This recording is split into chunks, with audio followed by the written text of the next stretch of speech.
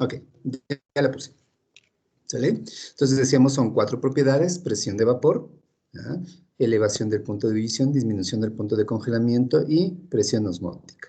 Yo espero que en estas 3 semanas que nos quedan del año, ¿verdad? Podemos terminar esta unidad y poder a lo mejor hasta hacer el examen, ¿verdad? Para dejar concluida esta parte y el siguiente semestre, bueno, perdón, el siguiente año, comenzar con la otra unidad.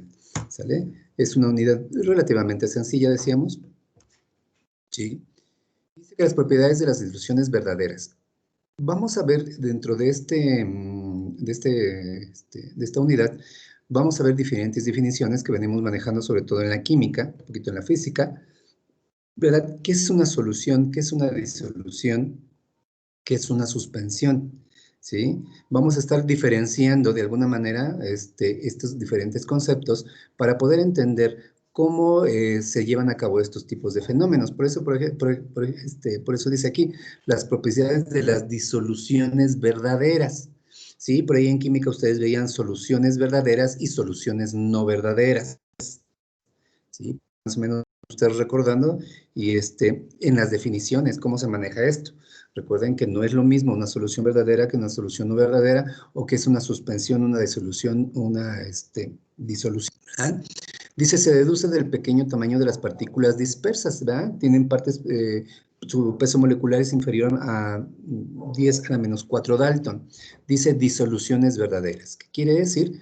Que seguramente los solutos, ¿verdad?, que están dentro de esta disolución tienen tamaños de partícula muy, muy, muy pequeñitos. Regularmente las disoluciones verdaderas hablamos de aquellos elementos solutos que agregamos en agua, por ejemplo, que se pueden disociar, ¿sale? Esa disociación de lo que tienen las moléculas.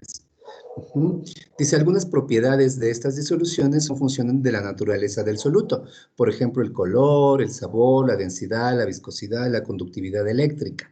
¿Sí? Depende de la naturaleza del soluto, pues nos pueden dar sabores, colores, aromas, ¿verdad? Pueden ser tanto o más menos viscoso, ¿verdad?, tanto o más menos densos, y seguramente van a tener cierta conductividad eléctrica. Recuerden que el agua, regularmente donde preparamos nuestras disoluciones, si es agua pura, el agua no tiene conductividad, es inolora, insabora e insípida.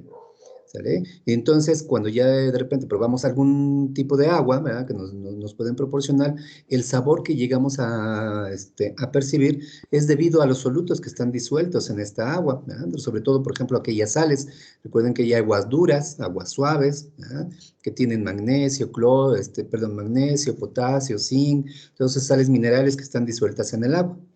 ¿Sí? Que le dan la característica de ese sabor al agua. Dicen, pues el agua de mi casa sabe más rica que el agua que hay en Texcoco, ¿sí? Pero ese sabor que de repente llegamos a percibir es debido a estos solutos que están disueltos en esta agua.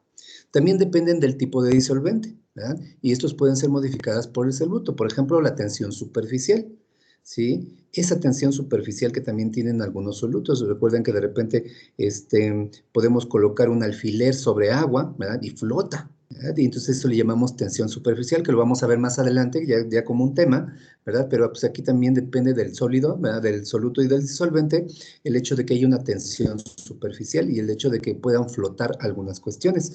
O cuando ponemos un barquito de papel, ¿verdad?, sobre el agua, como flota, y después de cierto tiempo, pues se rompe la tensión superficial, características del papel, ¿verdad?, empieza a absorber humedad y pues se puede hundir.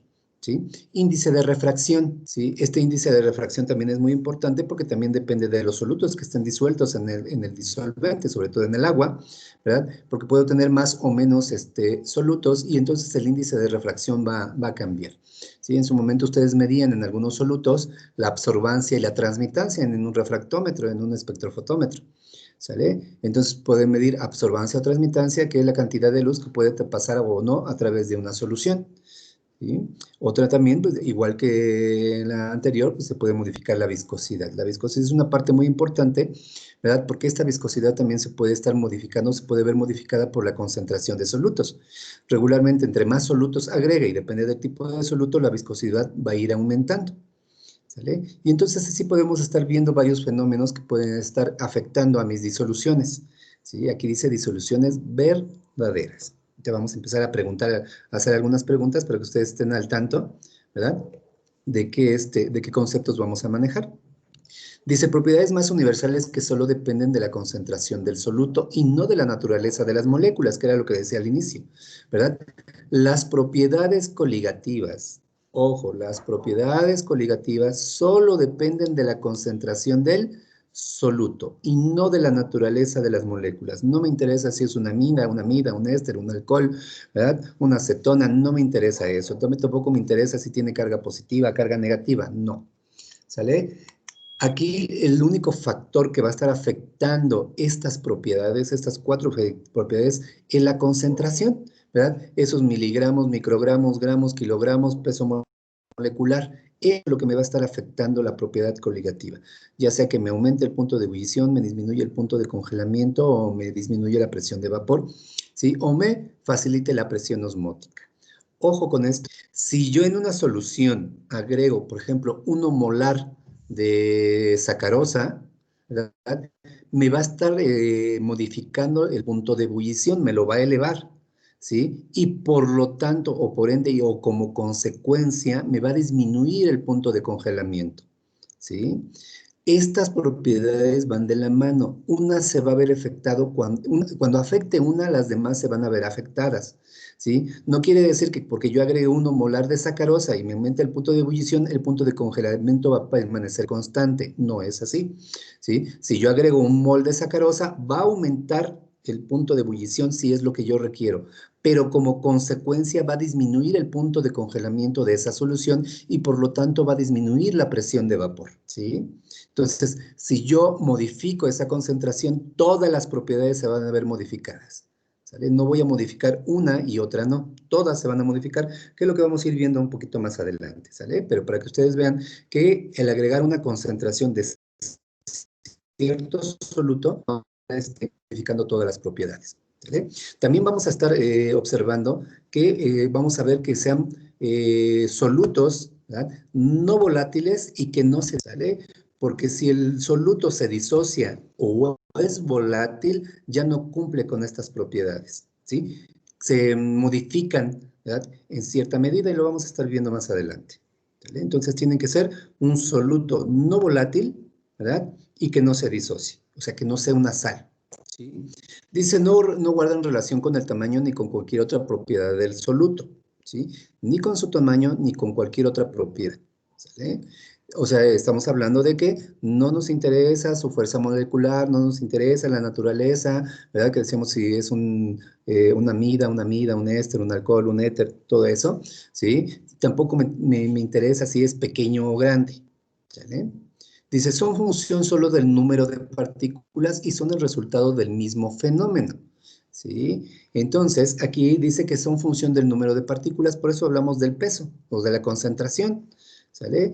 ¿Cuántos gramos, cuántos miligramos, cuántos microgramos, cuántos kilogramos de soluto voy a tener disuelto en esa solución, ¿sale? Entonces dice también, además, que el efecto de las partículas del soluto sobre la presión de vapor del disolvente es muy importante, ¿sale? Entonces vamos a estar observando que la primera es vapor, ¿sí? Y aquí, por ejemplo, tenemos en la imagen, tengo el disolvente, dice solvente de moléculas del solvente, ¿sí? Esas moléculas azules, esos circulitos azules, tengo flechitas que van hacia arriba o hacia abajo porque están en movimiento, ¿verdad? Tengo vapor, ¿sí? Y tengo líquido. En el momento que yo agrego algunas partículas, las partículas solo de las partículas cafés que ustedes están viendo, que es una concentración, dice aquí, ¿verdad? Voy a ver afectado el movimiento de las partículas del soluto.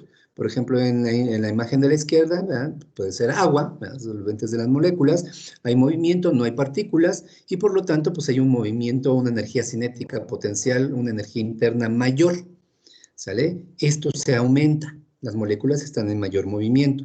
En el momento que yo agrego un soluto, ¿verdad? Que sea no volátil y no electrolito, ¿sí? Voy a estar viendo cómo disminuye ese movimiento. ¿Por qué? Porque las partículas van a estar interaccionando con las moléculas de mi disolvente. Las partículas del soluto van a estar interaccionando con las partículas del disolvente, ¿sí? Modificando esas propiedades coligativas. ¿Sí? Entonces, esta modificación que se está viendo aquí, ¿sí? En la imagen, Esto me va a estar aumentando el punto de ebullición, el contacto con la concentración, me va a estar disminuyendo el punto de congelamiento, me va a disminuir la presión de vapor porque va a estar ejerciendo menos presión en el sistema y además me va a estar facilitando o no, va a depender del disolvente, la ósmosis o la presión osmolar. Recuerden que si van teniendo dudas me pueden ir interrumpiendo, lo podemos volver a repetir. Esa es nuestra introducción. Vamos a ver la primera propiedad coligativa. Esta primera propiedad se llama presión de vapor o presión de saturación, ¿sí? En termodinámica lo debimos haber visto en la primera unidad, bueno, no lo vimos, ¿verdad? Pero ahorita vamos a explicar un poquito qué es esta presión de vapor, ¿sale? Aquellos que llevaron meteorología como optativa, si es que alguno de ustedes la llevó, ustedes veían o iban a medir la presión de saturación del lugar donde estaban, ¿sale? O no me acuerdo si en clase de agronomía, si les preguntaban la presión atmosférica del lugar de donde eran, ¿sale? Entonces iban ahí a las cartas y buscaban el lugar y entonces observaban, ¿verdad? Los milímetros de mercurio, ¿verdad? O las atmósferas o los pascales, ¿verdad? Depende de la carta donde la hayan consultado, regularmente milímetros de mercurio, ¿verdad? La presión de saturación del lugar donde vivían ustedes, obviamente mediante la altitud también, ¿verdad? Veían las coordenadas también del lugar donde está, donde viven, ¿sale? Entonces, uno de los parámetros que se mide es la presión de saturación, ¿vale? Esta presión de saturación tiene una característica muy importante porque esta presión de saturación me está informando, ¿verdad? La temperatura a la que se está dando un cambio de fase, ¿sí? Hablamos del punto de ebullición también. Esta presión de saturación, ¿verdad? Va a corresponder a diferentes puntos en un diagrama llamados diagramas de Molière. No me acuerdo si llegamos hasta esa parte o llegamos a hablar de ese diagrama, al menos nada más hablarlo. ¿Sale? En los diagramas de Molière vamos a encontrar, sobre todo, por ejemplo, para el agua, diferentes condiciones en las que se le están dando los cambios de fase. Por ejemplo, vamos a tener ahí una temperatura llamada temperatura de congelamiento, que es el cero, ¿verdad? Los menos 273.15 Kelvin, ¿sí? O el 0 Celsius. A partir de ahí hacia arriba, si vamos de izquierda a derecha en ese gráfico, vamos a empezar a observar un aumento de temperatura. Decíamos 0, 1 grado, 2 grados, 10 grados, 20 grados, y entonces va subiendo la temperatura a la misma presión, ¿sí? ¿Cómo sucede esto? Pues igual que sucede de una manera natural. Si ustedes, por ejemplo, ponen un recipiente con agua en la estufa, ¿verdad? Tenemos la misma presión, la presión en el lugar donde estamos realmente no cambia, ¿verdad? 760 milímetros de mercurio a nivel del mar, o 586 y algo, ¿verdad? En Chapingo, y entonces depende de la altitud, ¿verdad? De la presión que tengamos, va a ser el punto de ebullición. Si es a nivel del mar, pues la presión de saturación o presión de vapor va a ser una atmósfera o los 760 milímetros de mercurio y el agua va a ebullir a 100 grados Celsius, el agua pura, ¿eh? Ojo, sin solutos, ¿sí? Una agua a lo mejor hasta tridestilada, ¿verdad? Se va a acercar mucho a este punto de ebullición que son los 100 grados Celsius. ¿Sale? Y entonces en ese diagrama de Molière, ¿verdad? Vamos a estar graficando, por ejemplo, puede graficarse presión, entalpía o presión volumen, ¿verdad? Y entonces vamos a ver cómo está aumentando la temperatura. Empezamos en el cero, que es el estado sólido, ¿ya? Del agua, y empieza 1 grado, 2 grados, 3 grados, y entonces con el termómetro yo puedo estar midiendo esa temperatura. 70 grados, 80 grados, 90 grados, y yo sigo midiendo la temperatura con el termómetro. ¿Qué sucede si estuviéramos a nivel del mar cuando llegamos a los 100 grados? Por ejemplo, llegamos a los 99.9 grados Celsius, ¿verdad? Y ahí aún el agua no ebulle, ¿sale? Sigue siendo un líquido y le llamamos líquido comprimido, ¿sí? Líquido, ¿verdad? Que no está a punto de ebullir, ¿sí? Si yo tengo 99.9 y estoy a nivel del mar, el líquido aún no ebulle, es un líquido muy caliente, ¿sí? Pero el líquido aún no ebulle, aún no empieza el cambio de fase, ¿sí? Yo puedo tener 99.999 y el líquido aún no ebulle, sigue siendo un líquido comprimido, ¿sale? Puedo tener 99.9999 y el líquido aún no ebulle. ¿Por qué? Porque no ha llegado al punto de ebullición, que en ese lugar, ¿verdad? A nivel del mar serían los 100 Celsius. Una vez que esta agua, como líquido comprimido, sigue siendo líquido, ¿verdad? Llega a los 100 grados Celsius en alguna parte, ¿verdad? Comienza el cambio de fase, ¿sale? Del 0 al 100 grados le llamamos, en esa energía, ¿verdad? Que está absorbiendo este líquido comprimido, le llamamos calor sensible, ¿sale? Del 0 antes del 100, el 9.909, ¿sí? Le llamamos calor sensible. ¿Qué quiere decir ese calor sensible? Que es una energía que está absorbiendo el sistema y se percibe un cambio de temperatura o la temperatura sí la puedo estar midiendo. Por eso decíamos 0, 1, 10, 20, 30, 40, 50, 60, 99.9999. Todo eso es un calor sensible, ¿verdad? Es una temperatura que sí puedo medir. Una vez que llega a este punto, ¿verdad? Al 100 grados Celsius, ¿verdad? Se llama ebullición. Ese punto de inflexión, ¿verdad? Se llama punto de ebullición, ¿sí? O punto ebullioscópico, ¿verdad? O punto de burbujeo, punto burbuja, ¿sí? Y ese punto es cuando la primera gota en estado líquido, perdón, la primera partícula en estado líquido o la primera gota, ¿sí? Es convertida en su estado gaseoso o en estado vapor para el caso del agua, ¿sale? En ese punto de ebullición, cuando llega a los 100, a la misma presión de vapor o presión de saturación, es cuando la primera gota, ¿verdad? De estado líquido se convierte en estado gaseoso y ahí inicia el cambio de, ¿sale? A partir de ahí, yo registro, ¿verdad? Voy obteniendo diferentes datos y lo que estoy observando es que la temperatura ya no cambia, se mantiene en 100 grados Celsius. ¿Sí? Se mantiene en grados Celsius y luego viene la segunda gota, la tercera gota, la quinta gota. ¿Cómo es posible que esta temperatura se mantenga constante? ¿Sí? Más o menos en el siglo pasado, para principios del siglo pasado, ¿verdad? Todavía no se sabía qué sucedía con esta energía, porque decían, bueno, ya llegué a los 100 Celsius y yo le sigo metiendo energía, ¿verdad? La fuente calorífica sigue estando en mi recipiente, sin embargo, ya no hay un registro de cambio de temperatura, sigue manteniéndose a nivel del mar los 100 Celsius. ¿Qué sucede entonces con esa energía? ¿Sí? Y entonces ya para finales del siglo, ¿verdad? Se estudia y bueno, se dice que era un calor escondido, un calor que se ocultaba, que no entendían, ¿verdad? ¿Cómo era posible que siguiendo metiéndole una cantidad de energía no se registrara el cambio de temperatura o cambios de temperatura? Y entonces por ahí hubo un científico que dijo, bueno, es que la energía, ¿verdad? Está siendo utilizada para hacer los cambios de fase, por lo tanto no hay un cambio de temperatura. Primera gota se transforma en su estado gaseoso, segunda a su estado gaseoso, tercera a su estado gaseoso y así sucesivamente. Por lo tanto, la energía, ¿verdad? No se percibe, ¿verdad? En cuanto a un dispositivo de medición, sino que se está utilizando para el cambio de fase, ¿sí? Y entonces en esa línea empezamos a hablar de mezclas, ¿verdad? Líquido-vapor. En el inicio, ¿verdad? Del cambio de fase hay más líquido que vapor. Y al final del cambio de fase hay más vapor que líquido. Y en esa transición, ¿verdad? Donde se mantiene la temperatura constante, le llamamos calor latente, ¿sale? Ese calor latente dice que es la energía que se está siendo utilizada para el cambio de fase sin un cambio de temperatura, que es por definición más o menos así como lo van a encontrar, ¿verdad? La energía que está siendo utilizada para el cambio de fase sin un cambio de temperatura perceptible y le llamamos calor latente, ¿sí? Y durante ese transcurso del calor latente, pues les decía, vamos a tener esas mezclas líquido-vapor, ¿verdad? Que en su momento ustedes lo van a ver con los diagramas de Molière y vamos a llamarle calidad del vapor.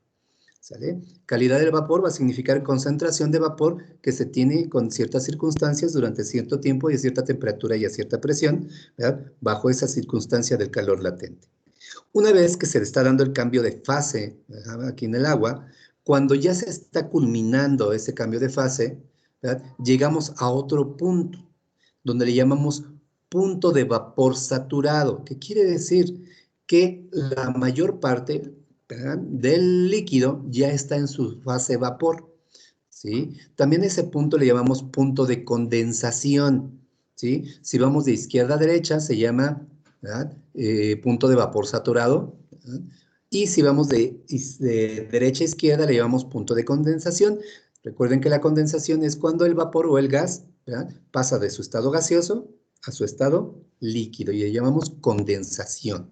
¿Sale? Entonces llegamos a ese punto, ¿verdad? En el primer punto decíamos que la primera gota de estado líquido se convierte en vapor y le llamamos punto de ebullición o punto de burbujeo o punto burbuja, ¿verdad? Y cuando ya la última gota, ¿verdad? Está en transición a su estado vapor, le llamamos punto de vapor saturado o punto de condensación, donde la última gota en estado líquido se convierte en su estado vapor para el caso del agua, ¿verdad? O gas para el caso de otros líquidos, ¿sí? Entonces, decíamos, ese punto de vapor saturado va a ser cuando la última gota en estado líquido se convierte en estado gaseoso. ¿Sale? Una vez que sucede esto, una vez que esa última Profe, gota se... Dígame.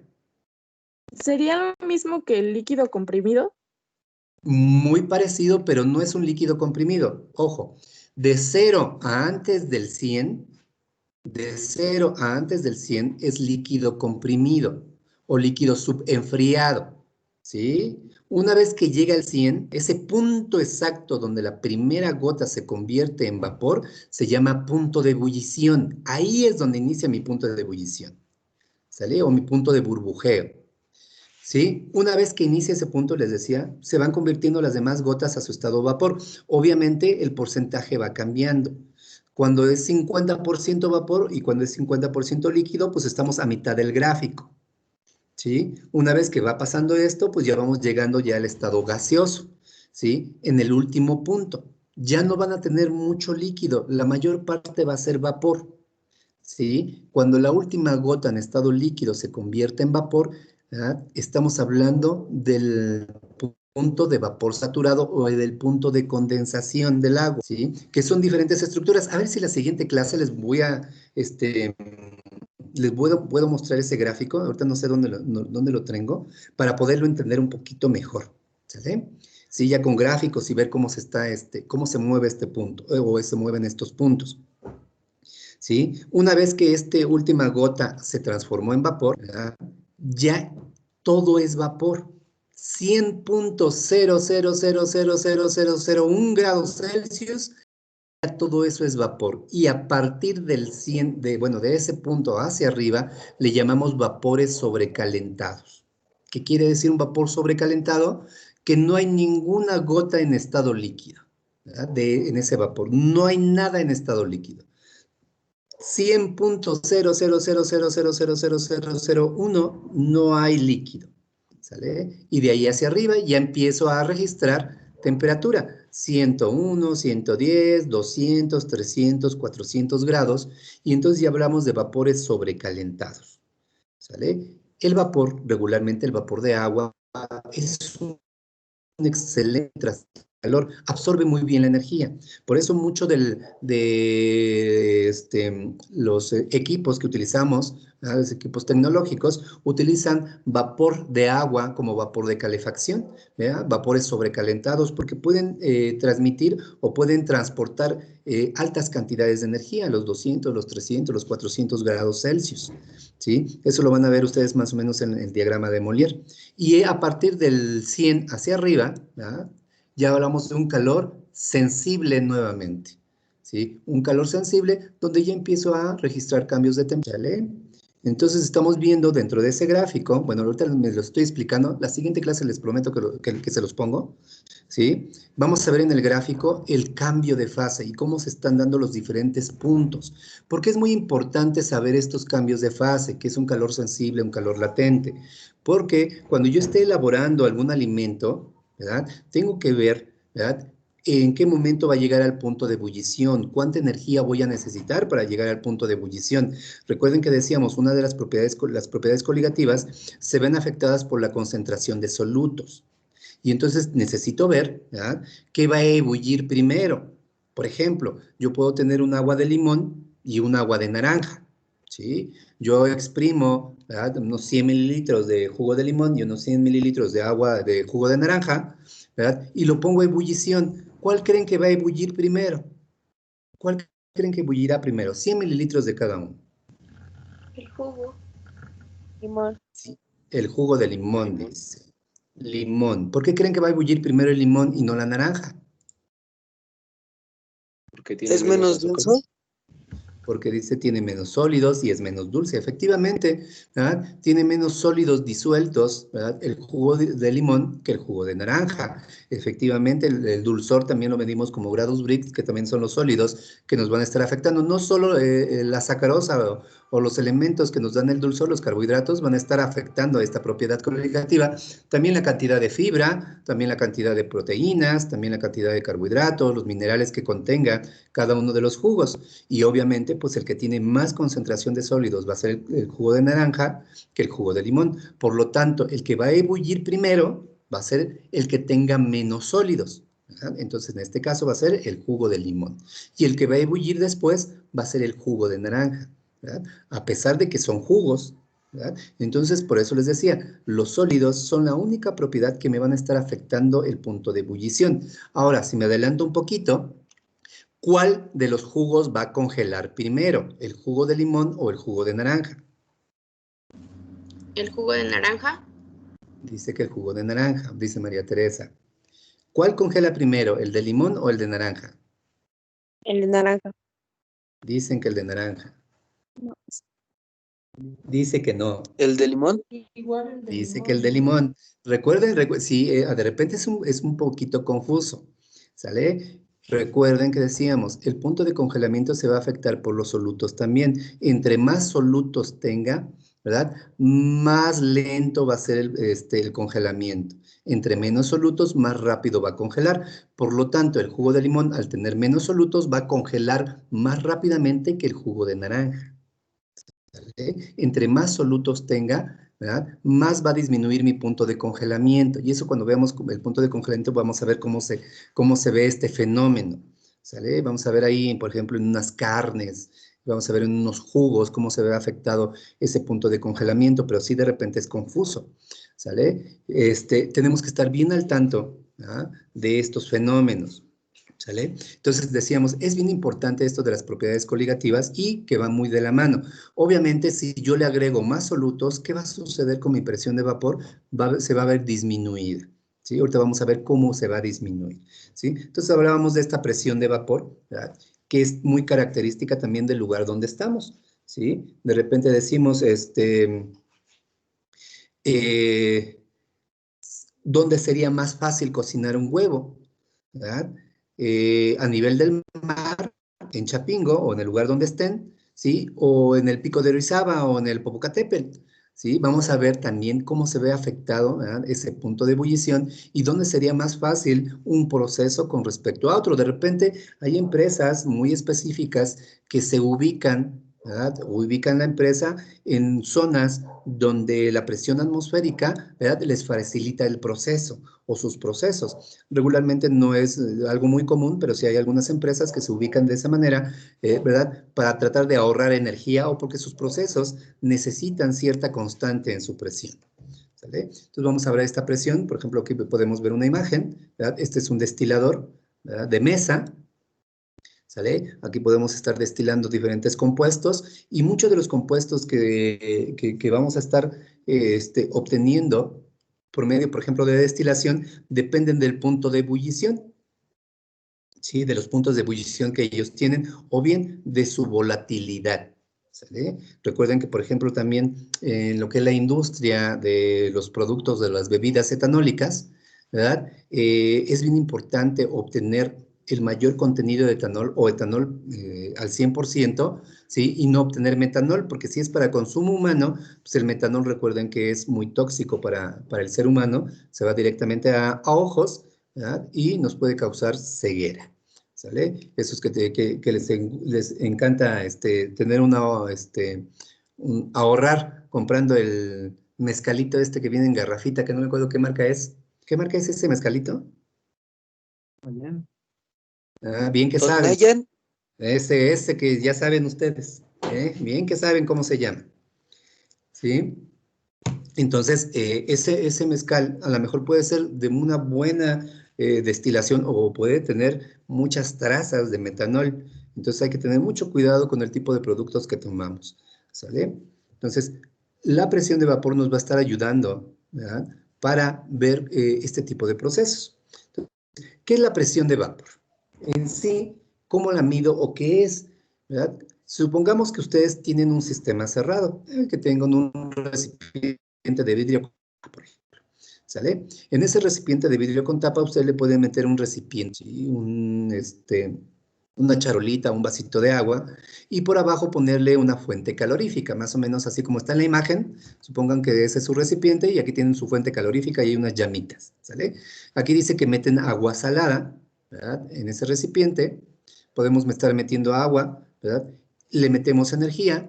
¿Qué va a suceder con el agua que tiene esta agua salada? Pues va a llegar al punto de ebullición, al punto del cambio de fase, ¿verdad? Y entonces va a pasar del estado líquido al estado vapor por el medio de la ebullición, ¿sale? Entonces aquí en la imagen ustedes pueden alcanzar a ver, no sé si lo alcanzan a ver algunos, ¿verdad? Empieza a ver unas burbujitas que están subiendo, ¿verdad? Es el burbujeo que se va a tener.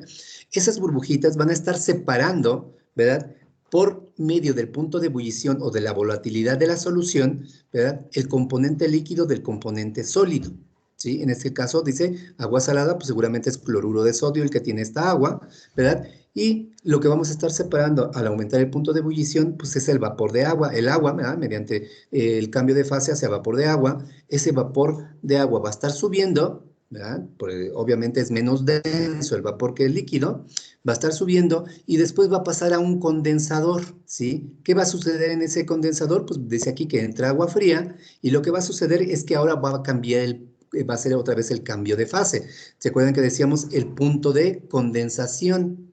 ¿Sí? El de vapor saturado que decíamos es el punto de condensación. Ese punto de condensación, pues ahora vamos del vapor al estado líquido, ¿verdad? Le quitamos la energía a ese vapor y lo que va a suceder es que ahora el vapor se va a transformar a su estado líquido y ahora voy a obtener mi agua dulce, dice aquí, o mi agua pura, ¿sí? Y por el otro lado voy a obtener el sólidos o una concentración, ¿verdad?, una solución concentrada que le llaman a ellos salmuera, ¿verdad?, pero concentrada de alto contenido de agua salada. Más o menos es el proceso que se da, ¿sí?, para poder entender un poquito la presión de vapor. Pero de manera fenomenológica o de manera laboratorio, yo puedo tener este recipiente, ¿verdad?, de un sistema cerrado, le pongo un vasito de agua, le pongo una fuente de calor, ¿sí? Y en la medida que se está dando el aumento de temperatura, decíamos calor sensible, aumenta 10 grados, 20 grados, y cuando llega al punto de ebullición, que se da el cambio de fase, ¿sí?, va a haber un estado gaseoso.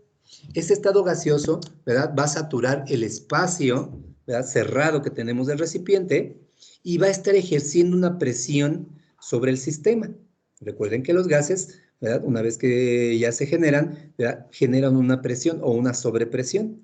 Esta presión, ¿verdad?, va a estar presionando a mi estado líquido, todavía el agua que yo tengo, ¿verdad?, en el vasito, ¿verdad?, y entonces va a estar favoreciendo el proceso de condensación, ¿sí? Entonces se está produciendo en ese fenómeno evaporación, condensación, evaporación, condensación.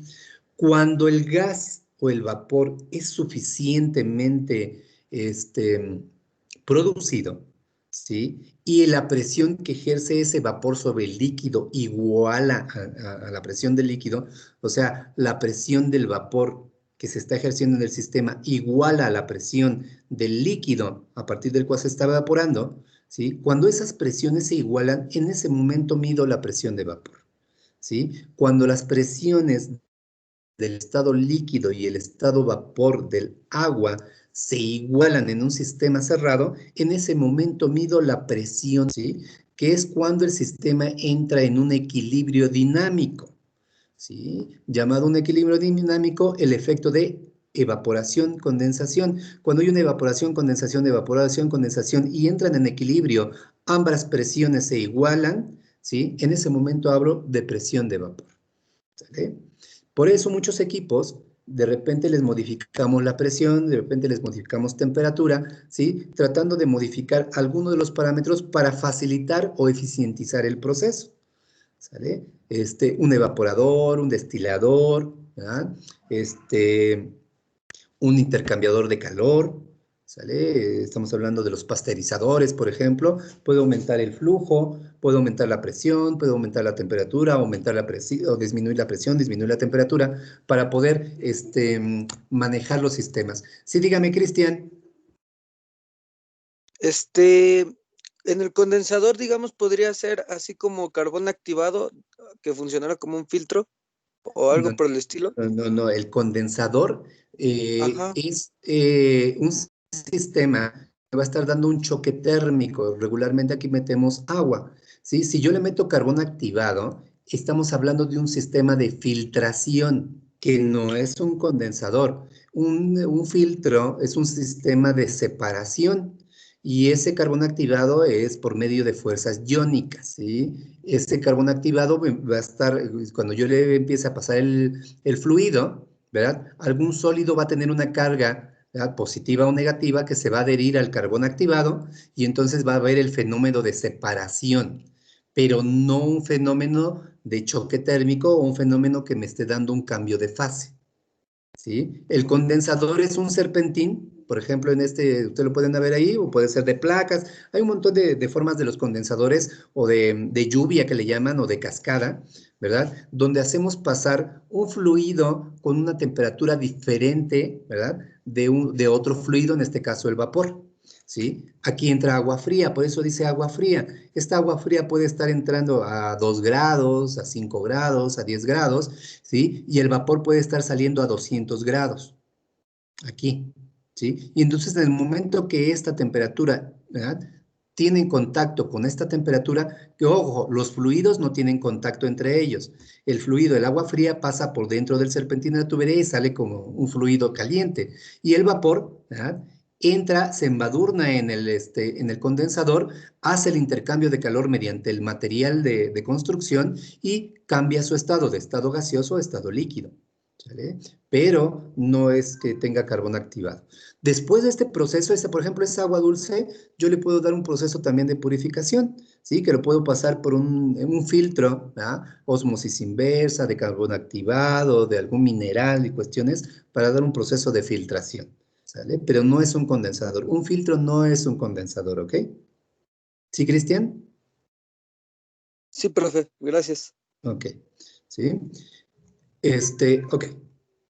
Sí, aquí dice, bueno, lo que veníamos explicando, dice la presión de vapor o tensión del vapor de un líquido es la presión de su valor a una temperatura dada, en las cuales la fase de vapor y líquido de las sustancias pueden existir en equilibrio, que era lo que yo les decía. Una vez que se da el proceso de evaporación, ¿verdad?, que ya se hizo el vapor, y ese vapor, la presión de ese vapor igual a la presión del líquido donde se está obteniendo, ¿verdad? Aquí dice las fases vapor y líquido de la sustancia, y alcanzan el equilibrio, o sea que se está evaporando y condensando al mismo tiempo, ¿verdad?, como de una manera constante. En ese momento yo le llamo presión de vapor, ¿sí? Y en ese momento yo voy a ver que la temperatura, ¿verdad?, se va a volver constante, ¿sí? Dice, es la presión de su valor a una temperatura dada, ¿sí? 100 grados Celsius. Una vez que este sistema, por ejemplo, si fuera este sistema que estuviera cerrado, alcanza los 100 Celsius, va a encontrar el equilibrio si lo tengo en un sistema cerrado, y por lo tanto la presión del estado gaseoso y la del estado líquido se van a ir, ¿sale? Condensación, evaporación, y entonces ahí mido mi presión de vapor, ¿sí? Dice, si se mantiene constante la temperatura y se comprime el vapor sobre el líquido puro, tendrá lugar una condensación hasta que no se desprenda más nada de vapor, ¿verdad? Que eso es lo que les decía. Si esta temperatura, nivel del mar, permanece constante, ¿qué va a suceder con esa energía? Pues se va a estar sucediendo que el vapor va a ir aumentando, pero al no tener más espacio, va a ejercer una presión sobre el estado líquido, ¿sí? Ese vapor va a ejercer una presión sobre el estado líquido, por lo tanto, ¿verdad?, se va a condensar, va a cambiar ahora su estado gaseoso a su estado líquido, ¿sí? Y entonces va a condensar, ¿sí? Una vez que sucede eso, ¿verdad?, el líquido, ¿sí?, va a tener una descompensación de presión, y entonces va a evaporar, y nuevamente, ¿verdad?, el vapor va a condensar y luego el líquido va a evaporar, y entonces encontramos el estado en equilibrio, ¿sí? Llamado presión de vapor. ¿Sí? Muy importante esta presión de vapor. ¿Por qué? Porque en la mayor parte de nuestros alimentos, ¿verdad? Sobre todo los alimentos procesados, pues los llevamos a puntos de ebullición, ¿verdad? Ese cocimiento, ¿verdad? De preparar esa salmuera, ese embutido, esa mermelada, esos ates, ¿verdad? Esos orejones, esos enlatados, ¿verdad? Todas esas conservas o el secado de algunos alimentos tiene que ver esta característica de la presión de vapor. ¿Cómo voy a estar utilizando el estado líquido y el estado gaseoso para poder aumentar la vida de anaquel de ciertos alimentos? ¿Sí? Ustedes, por ejemplo, ahí en cuarto llevaron, afortunadamente todavía tuvieron esas prácticas, ¿verdad? Ay, no me acuerdo cómo se llama. ¿Qué hacen alimentos? Taller de producción Taller de agroindustrial. producción. Sí, ese de cocina uno. Taller de producción agroindustrial, ¿verdad? Así se llama. ¿Verdad? Donde pues realmente, bueno, depende del tipo de maestro, el maestro que les haya dado, les pudo haber explicado o no un poquito más allá del proceso. Regularmente lo que ustedes hacen es nada más realizar el producto, ¿cierto? Les dicen, les dan una receta, ¿sí? Y les dicen tanto de esto, tanto de esto, tanto de esto, tanto de esto, y pues nos va a quedar esto, ¿sí? Y les dan la metodología de esa receta, de cómo guiarla y ya la hacen. Y de repente, como ustedes son bien ingeniosos y como no les gusta seguir reglas, ¿verdad? De repente, pues échale más, no, pues échale más, no importa. Sí, entre más salga mejor, ¿verdad? Y entonces de repente le salían conservas muy ácidas, ¿verdad? Esas almuerbas, yo no sé cómo ustedes hayan salido, ¿verdad? Que no tuve la oportunidad de ver lo que hicieron, ¿verdad? Pero les pudo haber salido muy ácido, o las donitas muy esponjadas, o muy apesmalzadas, o muy masosas, ¿verdad? O a lo mejor su pizza, porque yo creo que también llegan a hacer pizza, su masa para pizza les sale muy quebrable, o muy gomosa, muy adhesiva, pues depende. ¿Sí? Porque de repente somos de la costumbre de agrégale más esto, no, pues mira, le va a dar más sabor, en fin, ¿sí? Pero no estamos pensando en que muchas de las propiedades, como estas propiedades que llamamos propiedades coligativas, van a estar afectando la estructuración de ese tipo de alimentos, ¿sí? Cuando los llevo a punto de ebullición o como los llevo a punto de congelamiento, si hay ósmosis, si hay difusión de los ingredientes, el mezclado, ¿verdad? El batido, el embadurnado, el homogeneizado, ¿verdad? El que primero los ingredientes en polvo mezcle, luego los húmedos o mezcle húmedos con secos, todo eso tiene que ver con esta presión de vapor también, ¿sale? Cómo se estructuran, cómo se conforman, ¿verdad? Este tipo de alimentos, ¿sí? En esas recetas, ¿verdad? Porque yo de repente les digo que son recetas porque pues finalmente tratamos de seguirlas, ¿verdad? Se supone que ya es algo probado, ¿sí? Para que ustedes obtengan un tipo de producto. ¿Sí? Cuando ya ustedes tienen otro tipo de producto, en automático el maestro se da cuenta que no siguieron la receta. ¿Sale? Que ya sea que digan, ay, es que hicimos yogur, pero nos encontramos un colorante morado. Ah, pues échale morado, pues a ver de qué color sale. ¿Sale? Y resulta que sale medio azulado. Y dicen, ay, no, pues está bonito. Sí, pero el consumidor, ¿qué es lo que requiere? ¿Sale? Entonces, hay que seguir la receta, ¿verdad? Para ver, primero, recuerden siempre eso, primero tengo que seguir mi receta para ver lo que en teoría debería estar obteniendo. Y a partir de receta, vamos a cambiar la definición a lo que llamamos formulación, ¿sale? Ya ustedes a partir de ahora en adelante vamos a formulaciones, ya no vamos a seguir recetas, ¿sale? Vamos a empezar a formular. Si de repente en la práctica hacemos alguna practiquita y demás, vamos a ver cómo está la formulación y qué parte de la formulación nosotros podemos estar modificando, ya sea para mejorar el producto o igual se empeora, ¿verdad? Igual modificamos alguna propiedad que también puede ser parte del objetivo de las prácticas, ¿verdad? Ver cómo alguna de las propiedades de los alimentos se ven modificadas si modifica alguna de estas propiedades, ¿sale? Pues bien importante, ¿verdad? Que empecemos a observar que necesitamos seguir y necesitamos tener una regla, ¿sí? Seguir esas reglas al pie de la letra para ver lo que primero necesito obtener, ¿sale? Y ver, una vez que observe ello, ver cómo estas propiedades, sobre todo las propiedades coligativas, van a afectar la estructuración de este tipo de alimentos. ¿Sale? Dice, recíprocamente, si se ensancha el espacio ocupado por el vapor, se produce la evaporación, que era lo que les decía.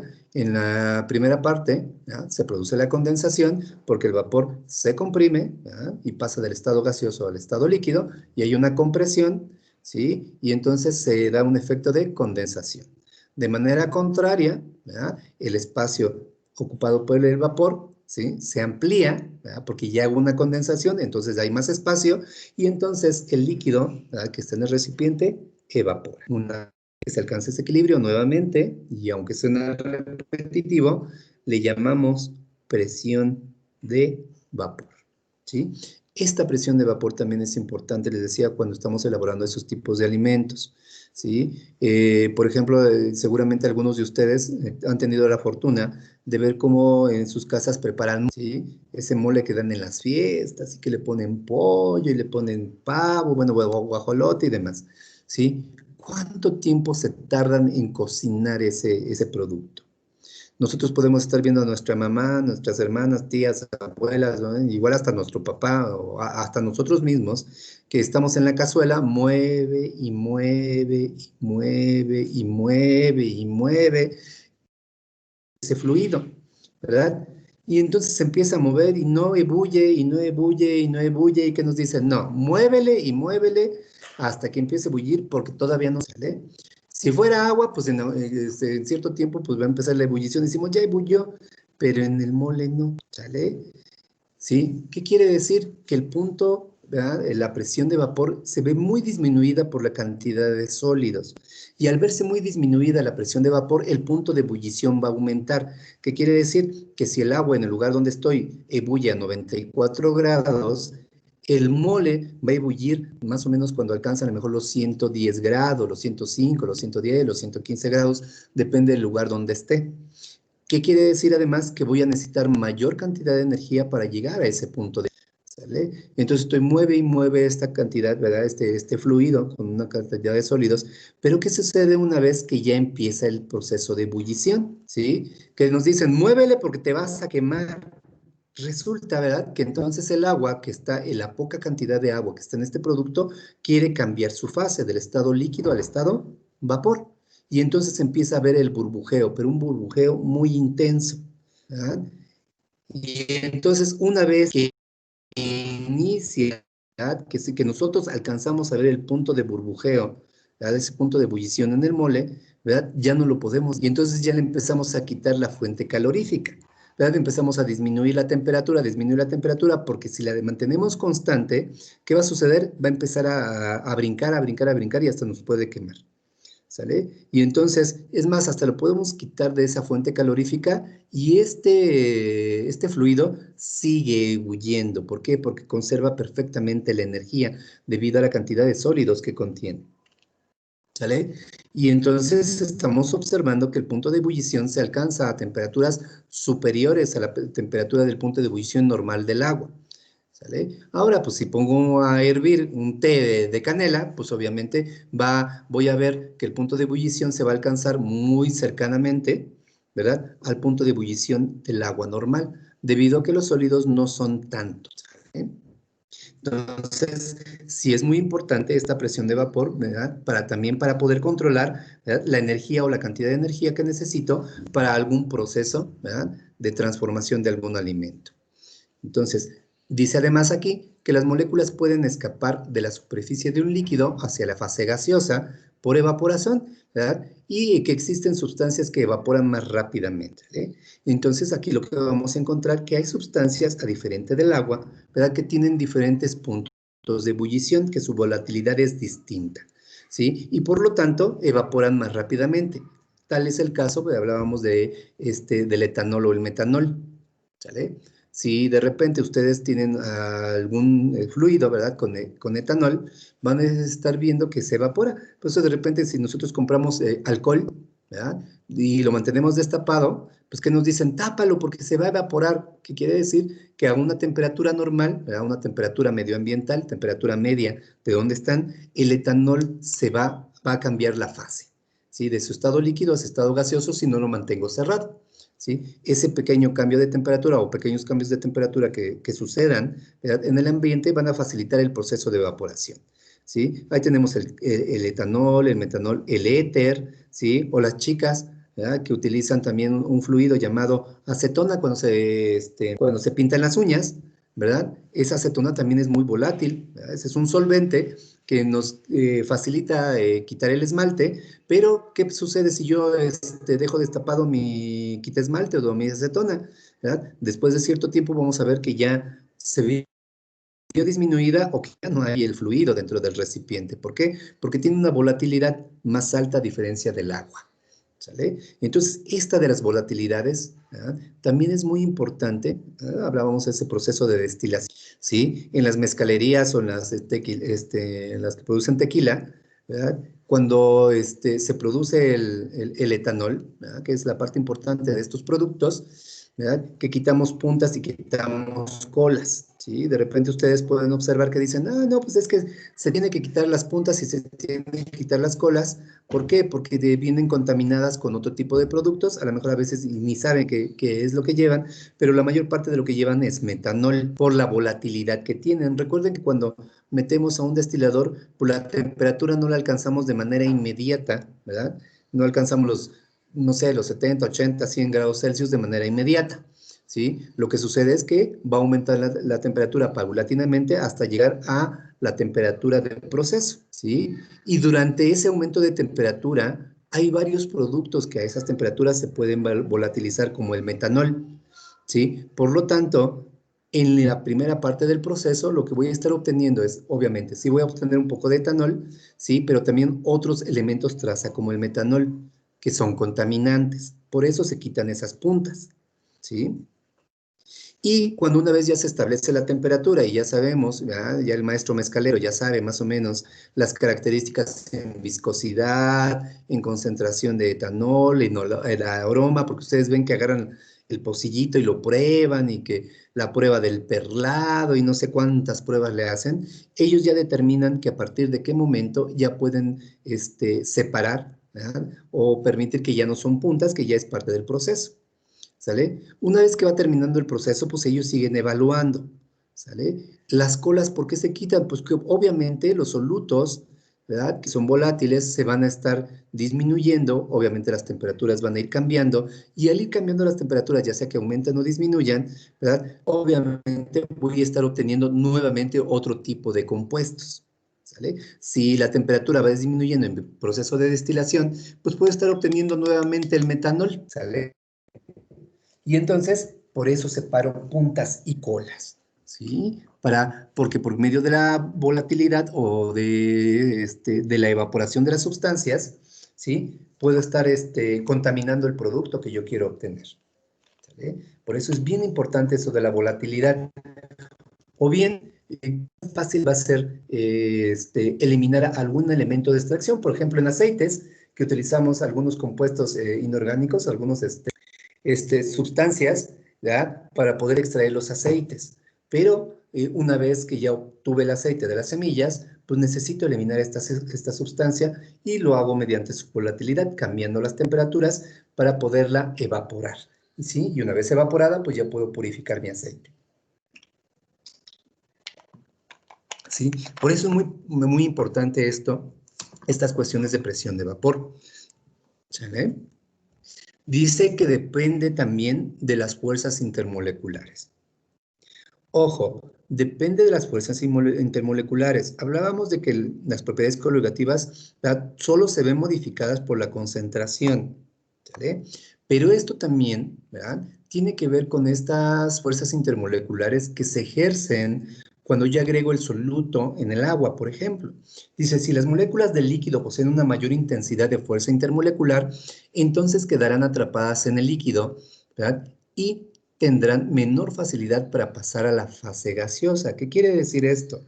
Que cuando yo le agrego un sólido, depende del sólido y la fuerza intermolecular que se ejerza, ¿verdad? Con el agua en este caso, entre mayor fuerza intermolecular tenga este sólido con el agua, ¿verdad? Menor facilidad voy a tener de separar esa agua en forma de vapor, ¿sí? Yo le puedo meter lo que sucede en el mole, ¿sí? Yo le puedo meter mucha energía, pero son tan fuertes las fuerzas intermoleculares que los sólidos van a querer atrapar, los sólidos van a querer hidratar, ¿sí? Esos sólidos van a querer absorber agua. Y al absorber agua, recuerden que hay 3 tipos de agua, ¿sí? ¿Cuáles son esos 3 tipos de agua que hay en los alimentos?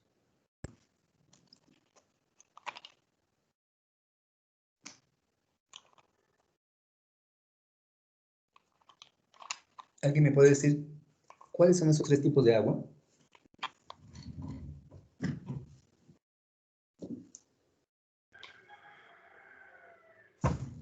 Lo veían en Puede ser. química. ¿Cuáles? A ver, dígame. Una podría ser Puede el ser agua el ligada. agua. Puede ser el y podría ir hasta el fondo, al fondo hay una ligada. ¿Ah? Ok, sí, hay una agua que se llama agua. ¿Cuáles son las otras 2? Agua libre. Ujú. Efectivamente, agua libre, agua ligada y me falta un agua.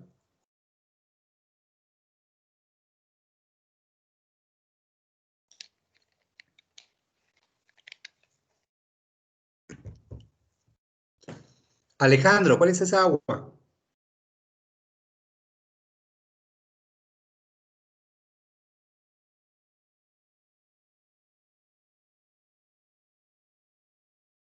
Agua libre, agua ligada y agua.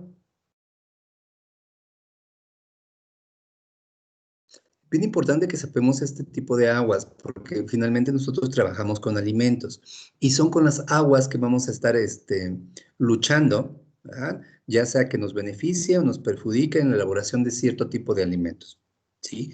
El agua libre, pues obviamente es el agua, ¿verdad? Que está completamente disponible, ¿sí? Esa agua que está, pues, como su nombre lo dice, libre, ¿verdad? Que es el agua que una vez que yo le meto algún efecto de temperatura a algún alimento, es la primera agua que se va a evaporar, ¿sí? El agua ligada, ¿verdad?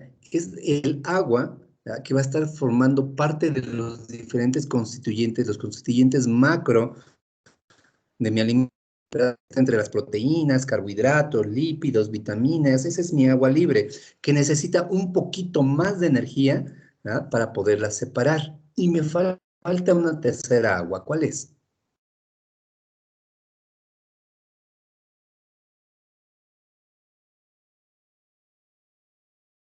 ¿Cuál? Agua libre, agua ligada y agua.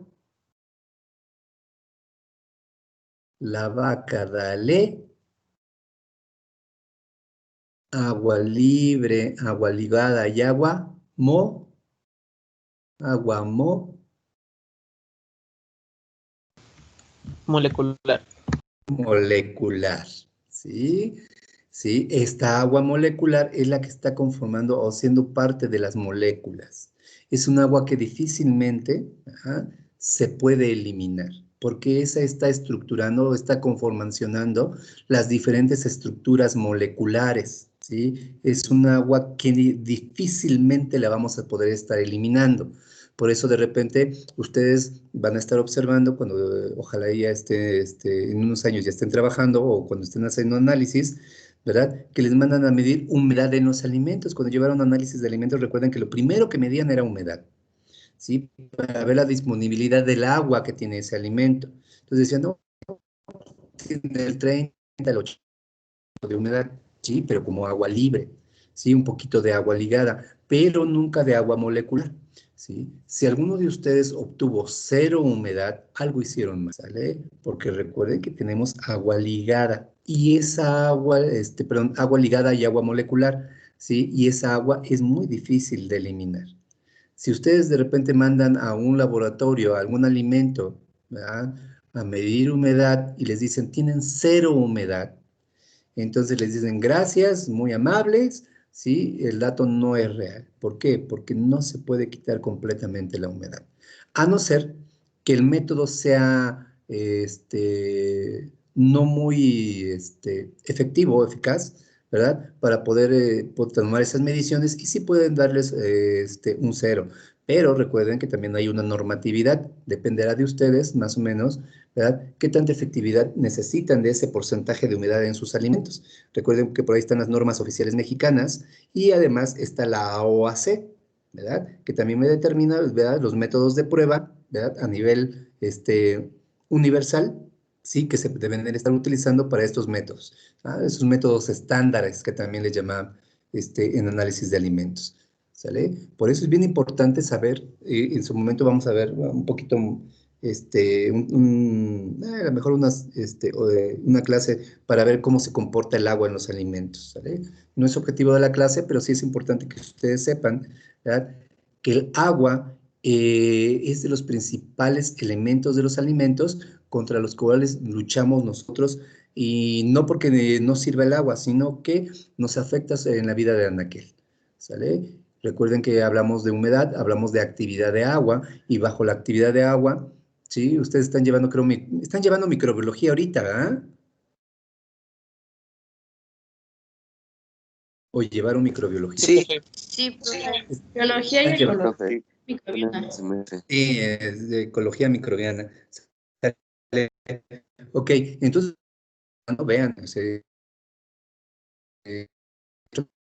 ir en algunos conceptos también a la par, ¿sí? Y vamos a ver cómo la actividad de agua de los alimentos, ¿sí? Cómo la actividad de agua de los alimentos van a estar haciendo o no la proliferación de algunos microorganismos. Vamos a tener actividades de agua punto 1, punto 2, punto 5, punto 8, punto 9 en actividades de agua, y seguramente en esas actividades de agua van a ver que crecen hongos, levaduras, mesófilos, coliformes, salmonelas, shigella, estafilococos, ¿sí? Diferentes microorganismos en esas actividades de agua, ¿sí? ¿Y qué quiere decir una actividad de agua? Pues la cantidad de agua que está disponible en el alimento, que hablamos de esas tres aguas, disponible, ligada y molecular, ¿verdad? No quiere decir que porque tenga actividades de agua muy bajas no va a haber microorganismos, ¿verdad? Por ejemplo, los granos y semillas que tienen actividades de agua muy bajas, que son alimentos secos, lo que vamos a estar observando es el crecimiento de hongos y levaduras, por ejemplo.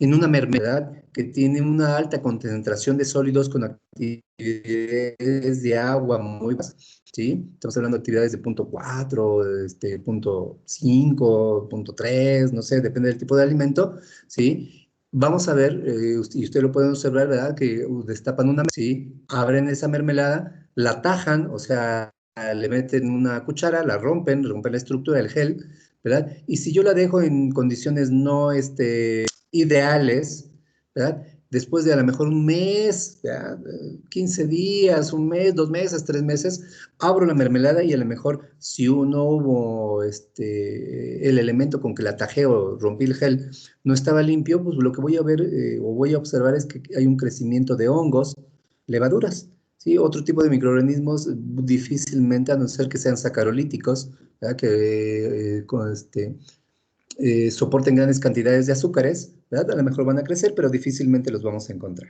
¿sale? Pero eso depende de la humedad, ¿verdad?, del producto, obviamente la actividad de agua, que a pesar de que veamos que es un producto que parece que tiene mucha agua, realmente no es así, ¿verdad? Su actividad de agua se ve muy disminuida, ¿verdad? Porque el agua disponible que tiene ese alimento la disminuye, ¿sale? Entonces también es bien importante, por eso estamos viendo esto de la presión de vapor, ¿sale? Porque también mediante la presión de vapor yo puedo estar determinando, ¿verdad?, la cantidad de agua o la disponibilidad de agua que puede haber, ese proceso de condensación, evaporación del agua que tienen los alimentos a una presión constante o la presión del lugar donde estemos, ¿sale? Entonces les decía que el agua es uno de los factores bien importantes contra de los cuales nosotros luchamos, ya sea que la disminuyamos para aumentar su vida de anaquel, ¿verdad? O que nos dé unas características de fluidez de los alimentos.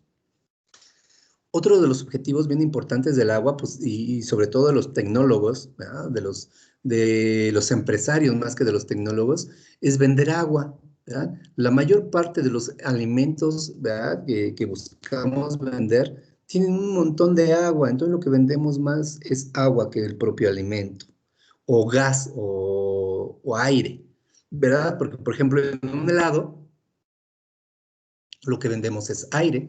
Si ustedes se compran un helado, ¿verdad?, y lo dejan, ¿verdad?, que se condense, ¿verdad? Van a ver que el volumen se va a ver muy disminuido, ¿vale? Por eso los helados lo vendemos por litro.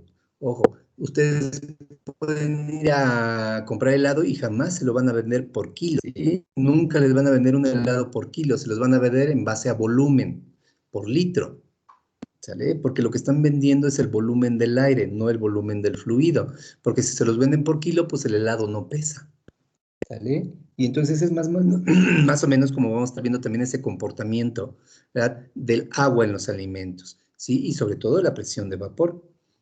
Si disminuye la presión de vapor, pues ¿qué va a suceder con mi helado? En lugares fríos, en lugares cálidos, con la temperatura, ¿sale? Entonces también eso va a tener una implicación muy importante. Y sobre todo, les decía, el agua. ¿Cómo va a estar el agua? ¿Sale?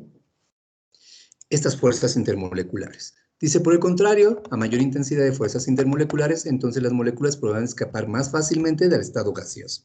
Lo que va a suceder en la primera oración, pues es lo que sucede con el mole, y en la segunda oración, en la última, es lo que sucede con el agua de limón. ¿Sí? Entre más sólidos tenga, más difícil va a ser el proceso de evaporación. Entre menos sólidos tenga, más fácil va a suceder mi proceso de evaporación. Sí, dígame, María.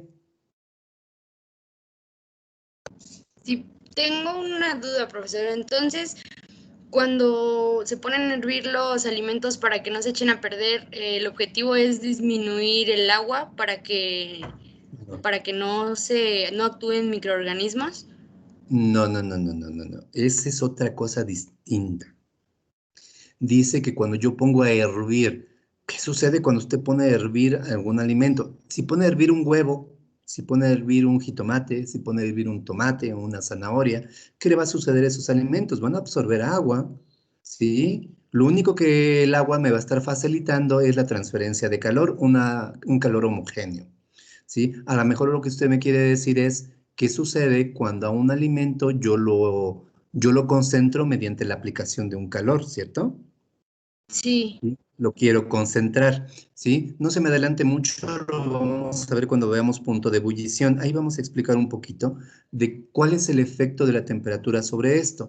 Lo que sucede en los alimentos por un efecto de concentración, ¿sale? Si yo quiero concentrar, por ejemplo, hacer una mermelada, es un efecto de concentración, ¿sale? Yo le agrego 50% fruta, 50% sacarosa, aplico calor, ¿verdad? Y si necesito pectina, pues le agrego pectina nada más para darle viscosidad, ¿ya? Y lo estoy mezcle y mezcle y mezcle, ¿sale? Y con la fuente calorífica lo sigo mezclando. Lo que está sucediendo ahí es que estoy evaporando el agua, ¿sí? Ahí no estoy ebulliendo el alimento, no le estoy poniendo en una solución para que bulla en el proceso de cocimiento de los alimentos.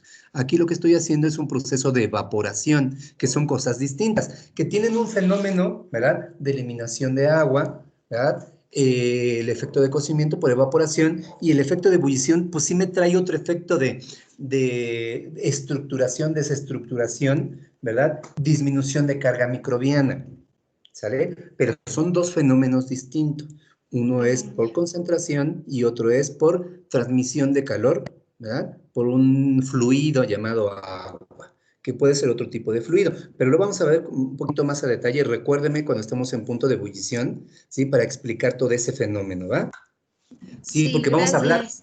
vamos a hablar del huevo, de cómo se cocina un huevo. Y es bien interesante, ¿verdad? Esa transferencia de calor. ¿Sale? Pero ahí no pongo los huevos sin agua en el sartén, ¿verdad? Con el cascarón. O sea, no estoy moviendo los huevos en el aire. ¿Sale? Entonces tengo que poner un fluido y demás. Entonces vamos a ver el fenómeno. ¿Sale? Pero sí es algo distinto. Gracias. Ok. ¿Sí? En la figura, más o menos era lo que yo les decía para poder medir la presión de vapor, ¿verdad? Tengo un sistema cerrado, tengo aquí el inciso A, ¿verdad? Tengo un recipiente con agua, le pongo una fuente calorífica y ¿qué va a suceder? Pues va a empezar a absorber energía, ¿verdad? Ese calor sensible, hasta llegar al punto de ebullición. Una vez que llega al punto de ebullición, algunas partículas en la superficie del líquido van a pasar de su estado líquido a su estado vapor. Pero no es exactamente en la superficie, sino que es en el límite, en la base de este recipiente donde alcanzan esa temperatura, ¿sí? Regularmente nosotros decimos, pues pone a hervir agua para tomarme un té, un café o algo, ¿verdad?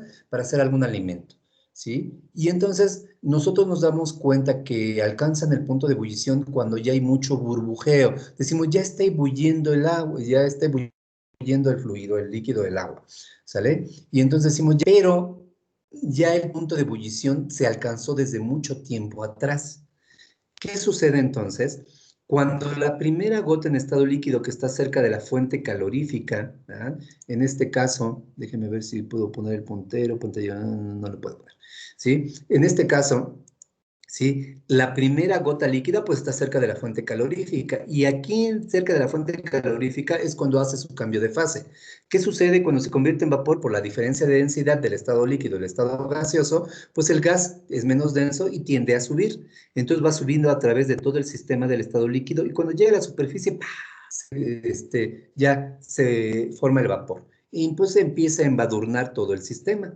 Así va sucediendo conforme pasa el tiempo. Una vez que esto sucede, ¿verdad? Entonces lo que estamos observando, por ejemplo, hay evaporación, las flechitas rojas, y hay condensación, las flechitas azules, ¿sí? Empieza a haber como un estado en equilibrio que todavía no se alcanza porque todo el sistema todavía no llena el espacio contenido en él, ¿sí? Una vez que pasa cierto tiempo y el sistema llena ese espacio, ¿verdad? Más partículas en estado gaseoso sobre el estado líquido, observen, aquí tengo más líquido, va disminuyendo el estado líquido, va aumentando el estado gaseoso, y una vez que la presión ejercida por este estado gaseoso iguala a la presión ejercida en este estado líquido, en ese momento le llamamos presión de vapor. En ese momento puedo medir la presión de vapor. ¿Por qué? Porque el proceso se está dando evaporación, condensación, evaporación, condensación, evaporación, condensación, como lo dicen las oraciones atrás, ¿sí? Eso, todo lo que está diciendo aquí es este fenómeno, ¿sí? Evaporación, condensación, y en ese momento entran en un estado de equilibrio dinámico, ¿sí? Y entonces, en ese momento le llamamos presión de vapor. Este proceso, pues lo podemos medir con un manómetro, ¿verdad? Que es un dispositivo para medir presión, ¿sí? Le ponemos un dispositivo, ¿verdad? Y cuando vemos que ya no hay más variación en la presión del sistema, ¿verdad? En ese momento yo puedo estar midiendo la presión de vapor. Por eso les decía que aquellos que tuvieron la optativa de meteorología, si hicieron este tipo de prácticas, hicieron esta práctica de medir la presión del lugar mediante un dispositivo, ¿sí? O fueron, ¿verdad?, al lugar donde se miden, en Chapingo hay creo dos o tres lugares donde se mide la presión, ¿sí?, de meteorología, ¿verdad?, que miden humedad relativa, miden temperatura, miden presión, miden, no me acuerdo qué otros factores miden ahí, ¿sale? Pero sobre todo hay dispositivos de este tipo donde están midiendo la presión del lugar, las variaciones de presión que hay, ¿sale? Entonces más o menos es como se ve. Y nuevamente, pues dice, cuando la velocidad de las moléculas que abandonan la superficie del líquido por evaporación es igual a la velocidad de las moléculas que regresan al líquido por condensación, se establece el equilibrio dinámico. Evaporación, condensación, evaporación, condensación.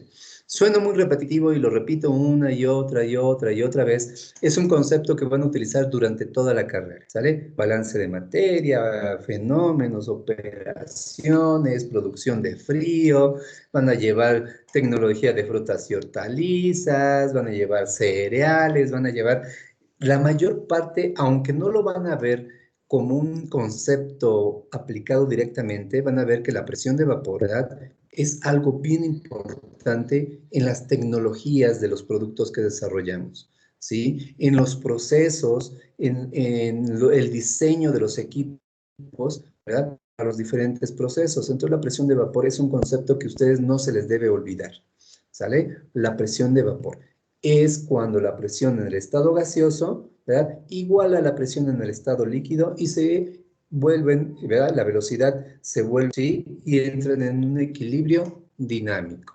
Dice que en este momento ya no se modifica la cantidad de moléculas en el estado vapor, ¿sí? Una vez que entran en equilibrio dinámico, pues obviamente líquido, vapor, líquido, vapor, líquido, vapor, y entonces, ¿verdad?, las moléculas ya no se ven modificadas en cuanto a cantidad, ¿vale? ¿Sí? El vapor, dice entonces, ejerce una presión constante conocida como presión de vapor del líquido, ¿sí? Y este es el fenómeno. Observen más o menos, espero que vean el movimiento de la imagen y vean, ¿sí?, lo que estamos explicando de manera teórica en un gráfico.